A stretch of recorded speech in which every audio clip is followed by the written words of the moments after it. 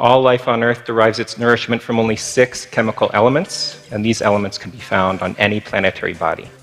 And not frozen water, but water, and not water in a gaseous state, but liquid water.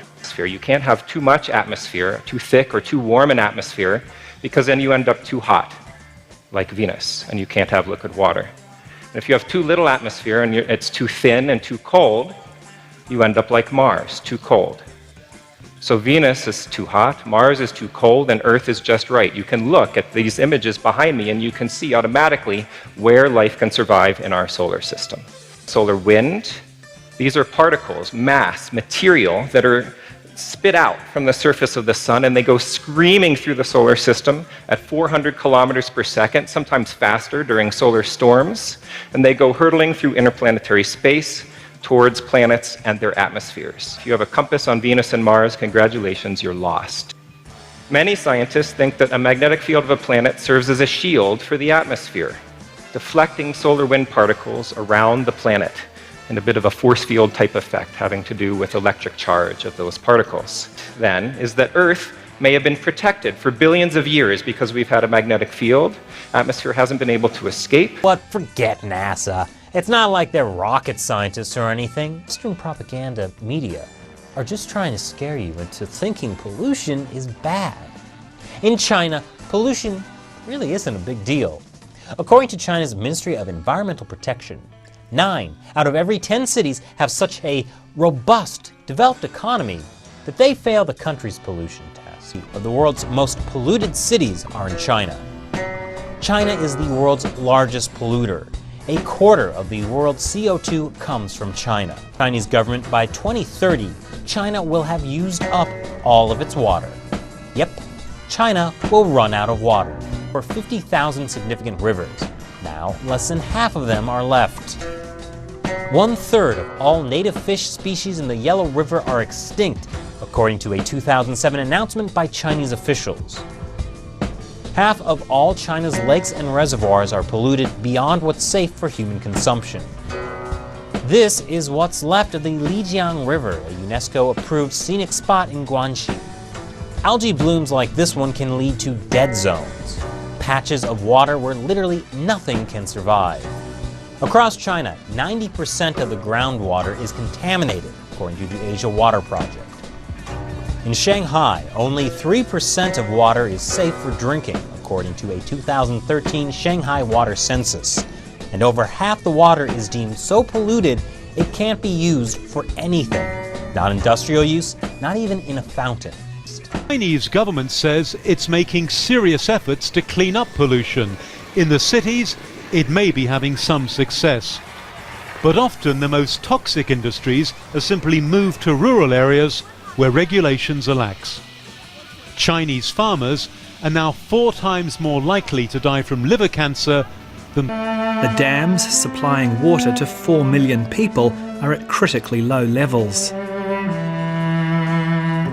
This year, Cape Town's been on the verge of becoming the first major city to run out of water. One of the world's biggest trash heaps, Bordo Poniente. Fernando Menendez for the Mexico City Waste Commission.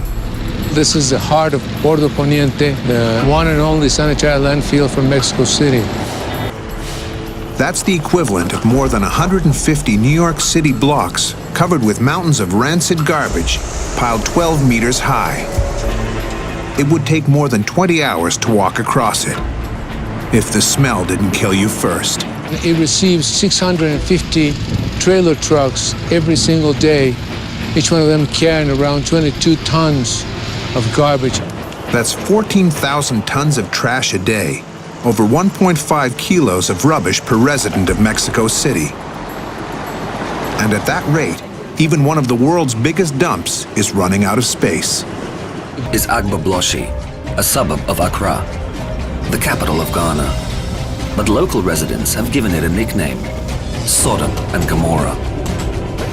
It's the home of the biggest electronic waste dump. Waste. Hong Kong dumps more than 13,000 tons of garbage each day, but the clock is ticking. The city's 3 landfill sites are set to reach capacity by 2020, and no alternative solution has been found yet. Years.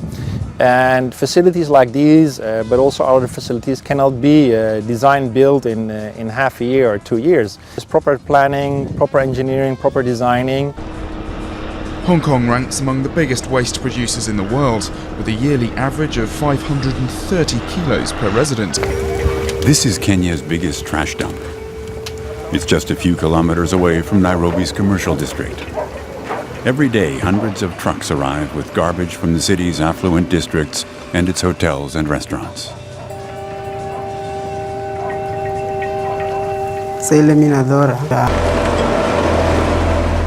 The dump was originally located a few kilometers away, but it was moved to accommodate a new Israeli settlement. Now it's on Palestinian land. Nitzan Levi supervises the landfill. This site was supposed to be closed down, and it stays open because the Palestinians are disposing their waste here, so they don't have any alternative. If they had a place, this place would have been closed a year ago. When Tokyo was called Edo, its 1 million residents dumped their trash into the bays and waterways. Over the centuries, so much trash has been dumped that 6 massive islands of garbage have risen out of the water, and the city has expanded its landmass by over 87 square kilometers. But today, things are changing. Only one garbage island is still open and growing, the Chubo landfill. River of garbage flows through one of the world's fastest growing cities, Jakarta. A layer of plastic and styrofoam so thick that the water underneath is barely visible. In a canal elsewhere, one man's garbage becomes another's treasure. As scavengers fish out as much recyclable plastic as they can, this man's job is to facilitate the downstream flow of the floating waste. Unhappy citizens begin to recognize that Jakarta's 10 million residents are the main source of this uncontrolled refuse problem that daily end up in the city's rivers, are responsible for the declining of one of the world's most diverse bio-networks. Into our ocean, it gets swept up in these massive current systems that we call gyres. Bags and bottle caps break down into smaller and smaller pieces, becoming increasingly toxic. Once these small particles are absorbing all kinds of toxins, they're already out in the ocean, like PCBs and DDT, other kinds of agricultural waste, sticks to plastic, making it very toxic, and at that point, animals are eating it. You know, what you see here in this one jar, that might be 3 miles of ocean that we skimmed back and forth and condensed into this jar. So imagine a handful of plastic strewn out over 3 football fields of area. It's impossible to clean it up. One way to put it, it's the biggest oil spill on the planet. Pacific Garbage Patch. According to various estimates, the mass of this waste is up to 100 million tons, and the patch area is anywhere from 270,000 to 579,000 square miles. That's about 1.5 million square kilometers. It's difficult to determine more accurate dimensions, as all of this is ins of environmentalists vary. But there is 1 ton of plastic enters the Earth's oceans every year. This is about 3% of the total of all of the world's waste. Asian countries are considered to be the main polluters, primarily China. What military calls the dome. The dome is actually a dump. It contains the toxic leftovers of some of the most powerful atomic bombs in history, America's Cold War legacy. It is a tomb of nuclear waste. The dome is completely unlabeled. There's no fence, there are no guards there. People can go there if they want, and there's nobody to stop them. Unit Island is officially off limits, but there's no one here to stop us when we visit. This place is just too isolated to guard. After fertilizer travels past the grass's root zone and soaks into the aquifer, where almost all of the fresh water used in Florida comes from. Or it makes it easier to control weeds, insects, and diseases. On the other hand, over-fertilizing can aggravate those same pest problems. Nitrate levels from fertilizer nitrogen are rising in many local water bodies. Nitrate is a form of nitrogen that is found in inorganic fertilizers. Once in our water bodies, these nutrients can cause harmful algal blooms that block out light, lower the water's oxygen level, turn the water a green or rust color, and lead to fish kills. For example, excess nitrogen is the #1 pollutant in Tampa Bay. Local governments spend millions of dollars each year to remove nitrogen from area water bodies. These jellyfish devastate ecosystems and local fishing industries.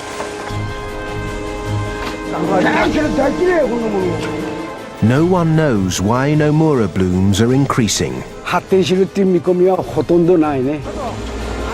Is global warming or industrial pollution to blame? And this is where their journey began, near the mouth of the Yangtze River, where conditions are perfect for these mini monsters to breed. Low salt levels and a high population of zooplankton provide an ideal nursery for baby jellyfish. A single giant Nomura jellyfish has over 1 billion eggs. This tissue develops into more polyps, dormant for decades, waiting,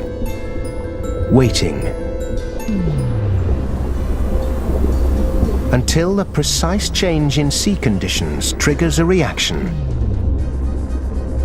Saucer-like segments break off to form tiny jellyfish. Billions of Nomura gather in blooms.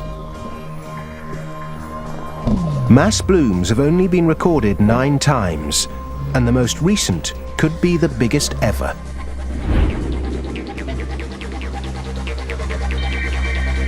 It moved towards Japan almost a month earlier than usual.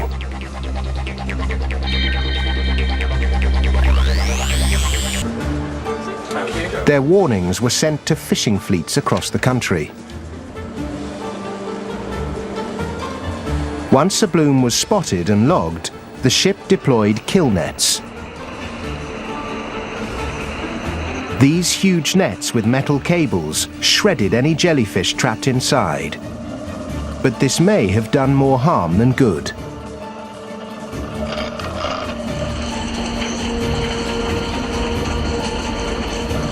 As they broke apart, the Nomura released billions and billions of eggs and sperm to ensure the continued survival of the species. Created billions of polyps, lying dormant on Japan's seabed, just waiting for the right conditions to bloom again, creating a regional problem into a global crisis.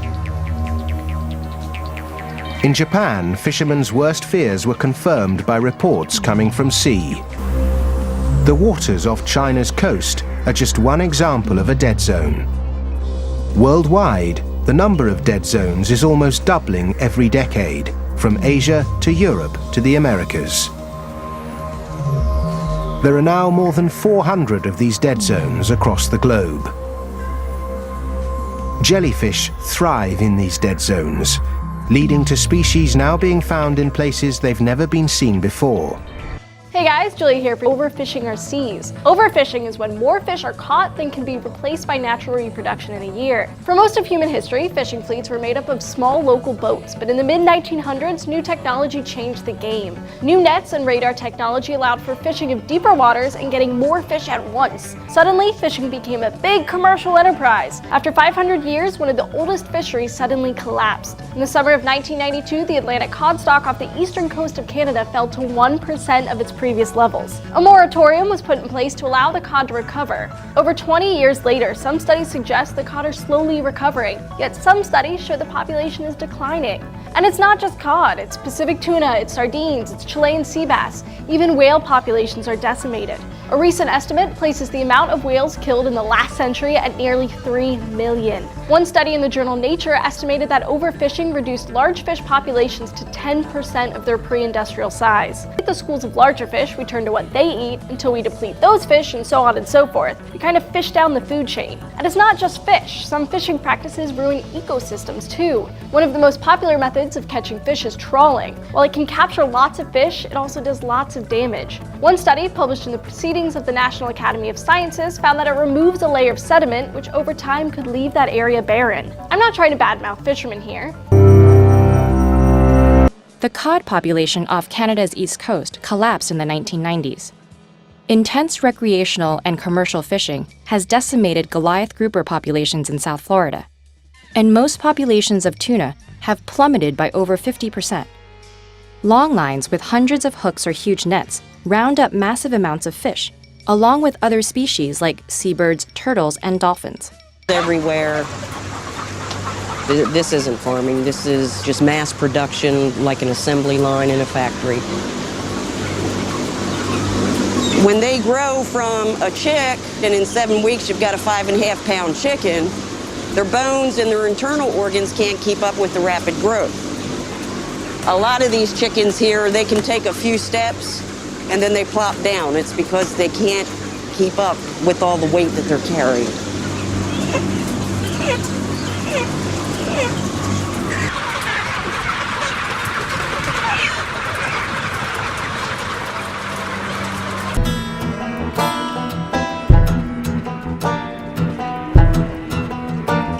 Cows are not designed by evolution to eat corn. They're designed by evolution to eat grass. And the only reason we feed them corn is because corn is really cheap and corn makes them fat quickly.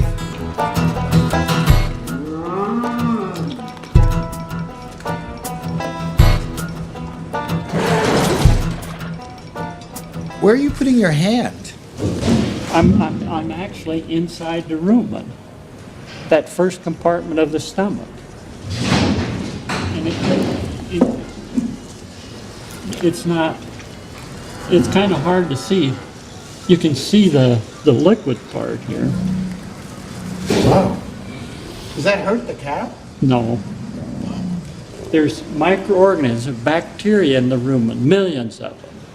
The animals evolved on consuming grass. There's some research that indicates that the high corn diet results in E. coli that are acid resistant. And these would be the more harmful E. coli.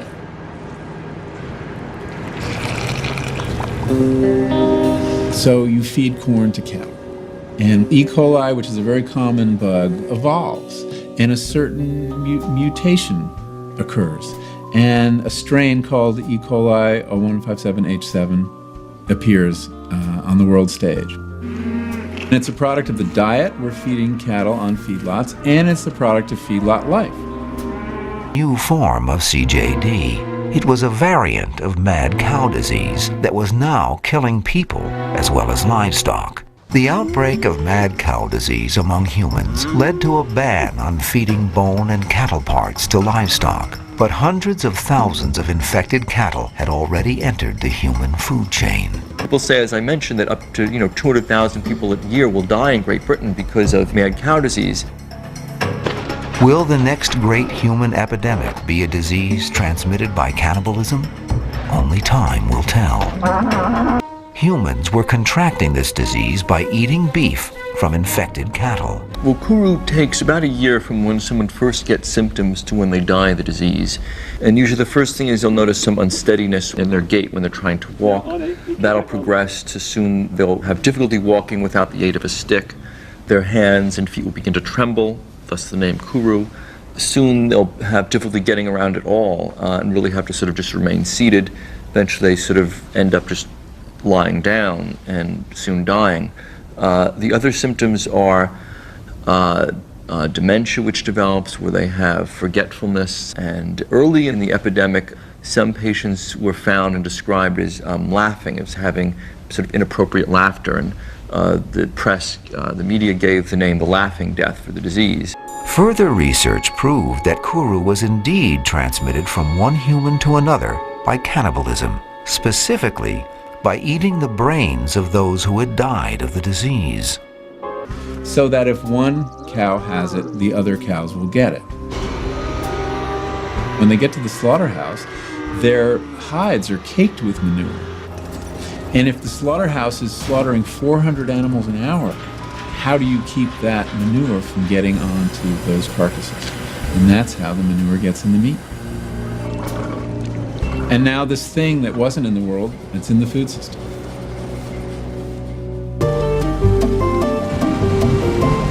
There's always been food poisoning. As more and more technology is being applied to the production of food, you would think it would be getting safer, not more contaminated. But the processing plants have gotten bigger and bigger. It's just perfect for taking bad pathogens and spreading them far and wide. The recall of frozen hamburger now includes 22 million pounds. Enough meat to make a fast food hamburger for every adult in America is being recalled. Build something that, from a food safety standpoint, we think we're ahead of everybody. We think we can lessen the incidence of E. coli 01578. So I just started working with ammonia and ammonia hydroxide. Ammonia kills bacteria, so it became a processing tool.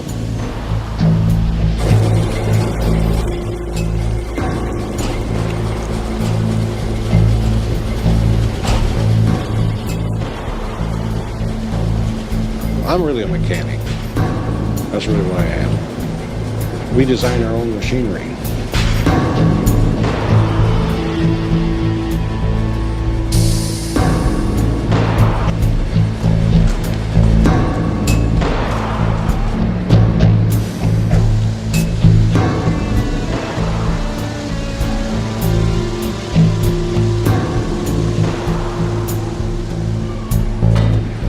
This is our finished product.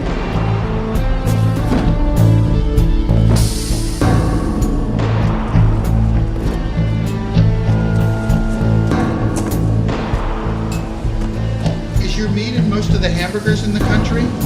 70%. Now, Syngenta, again, is the biggest maker of neonicotinoid pesticides. These are some of the most harmless to humans, but deadly to insects. In particular, their scent attracts bees, and the poison kills them. In the past 18 years, bee populations have declined by a massive 30%, and at least half of those dead bees are linked to the pesticides. SARS, you name it. So now that medical tech has advanced, the best idea is clearly to make them even more dangerous. Enhanced pathogens have been part of modern scientific conversations since 2011, when American virologists tweaked the H5N1 influenza to make it even catchier. So, in 2014, the US government temporarily banned research on so-called gain-of-function viruses and then reopened the floodgates in December 2017. Now, it seems absurd to make such deadly diseases even worse, but the idea is that by learning about them in the lab, it's that much easier to deal with them when they naturally mutate. But the problem comes if those enhanced pathogens escape.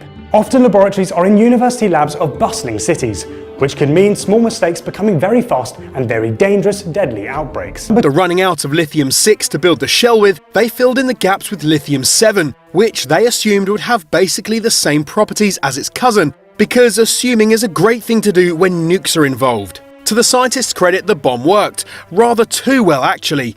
Turns out lithium-7 is way more reactive than lithium-6, enough to make the explosion 3 times more powerful than expected. Three-eyed fish, they have the capability of releasing radioactive materials into the environment. One of these isotopes released from these power plants is known as I-131, and it can find its way into our water supply, food, and even milk from livestock. When the I-131 particles begin to affect the thyroid gland located in your throat, cancer and horrific mutations become possible. The higher the dose, the more likely the risk of developing cancer. Fish have been found riddled with tumors like we see in this photo. This wild-caught Alaskan salmon are caught horrifically diseased and internally bleed. The inhabitants of this area are suffering horrific mutations. The residents became the unwilling guinea pigs and were exposed to nuclear fallout. It's negatively affected 3 generations, creating unimaginable mutations.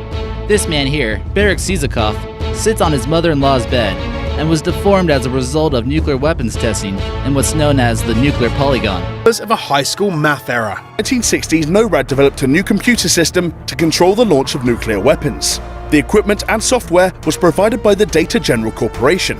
Part of the computer's job was to alert NORAD to any incoming Soviet nukes. In 1980, the computer suddenly said that 2 Russian nukes were inbound. Then it said that 220 missiles were headed towards America. NORAD scrambled and was ready to launch all of the USA's nukes in retaliation. Luckily, someone checked the skies before launching, and they saw that there were actually no Russian warheads flying towards them. The red alert was really a glitch caused by a faulty computer chip. Instead of outputting 0, the chip would output 2 in error. It turned out that, instead of installing the $125 chips originally planned, the engineers saved money by using 46-cent chips instead. The computer system was consequently replaced by NORAD.